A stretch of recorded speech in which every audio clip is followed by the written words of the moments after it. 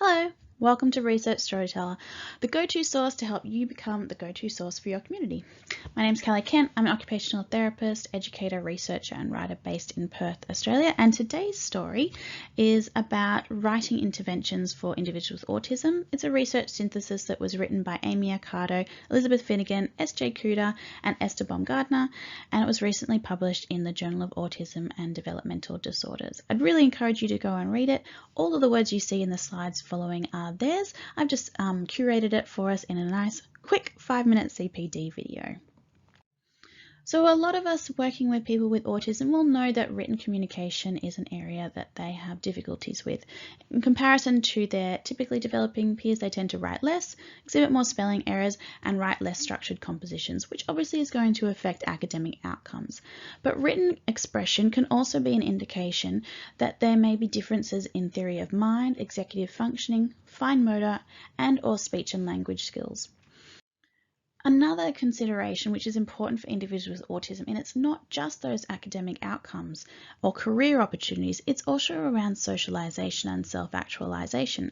As the authors say, writing is an essential skill for the many, and basic writing skills are needed so that to use interactive media, social media, and online gaming effectively. And this is a way that a lot of people with autism may be able to develop friendships that might be more difficult to develop in a face-to-face social communication format. What they found, and they were only looking at single case designs, so they can't, and they recognize this limitation, they can't say that this definitely caused the outcomes, but they did find that there were another number of interventions that emerged as potentially very effective, and they were looking at percentage of non-overlapping data when they did this. So there were 5 groups of interventions with multiple studies within them. But I've combined all of the students that were actually, so the number of participants that were actually within those studies.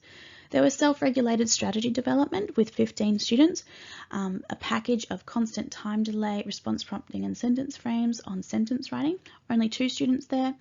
1 preschool student looking at the Handwriting Without Tears program that was specifically for letter formation, so a lower level skill. Video modelling on checking spelling of words, only 2 students, and the use of a graphic organiser package on writing quality, 1 student there. What does this mean for us as OTs? Well, several of the interventions resulted in increased quality of writing, but did not increase the number of words or sentences written, so the quantity of writing didn't increase.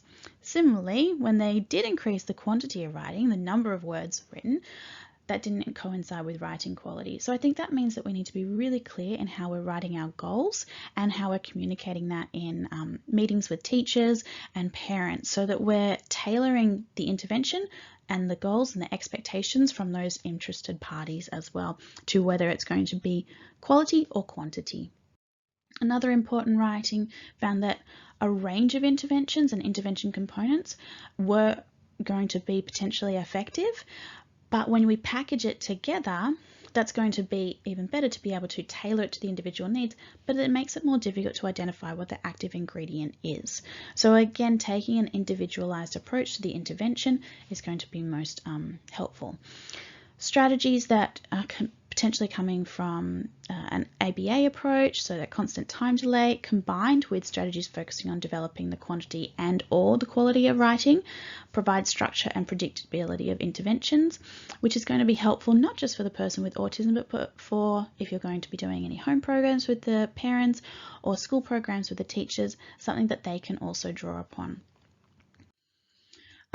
Video modelling was found to be very effective. Many of the interventions reviewed are highly structured and may be better suited to that one-on-one instruction or maybe a small group, whereas video modelling can be applied in varied academic and social settings. And it's something that I think you should be considering including as part of a home program, because not only do we tend to have smartphones, but parents tend to have them as well, and it's something that they can facilitate children.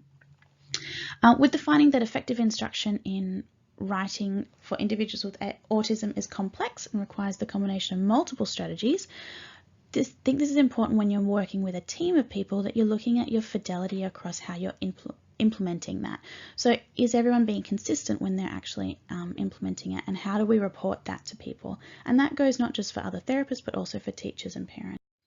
So the next steps now, Please have a read of the article, review your own practices, check in with your team regarding fidelity of how you're implementing those intervention recommendations, and now I think is also a really good opportunity for you to connect with your community, current and previous clients, referral partners and other interested parties that you actually do this type of work and that you're looking at your practices, and give them a little bit of insight into how you can be of service.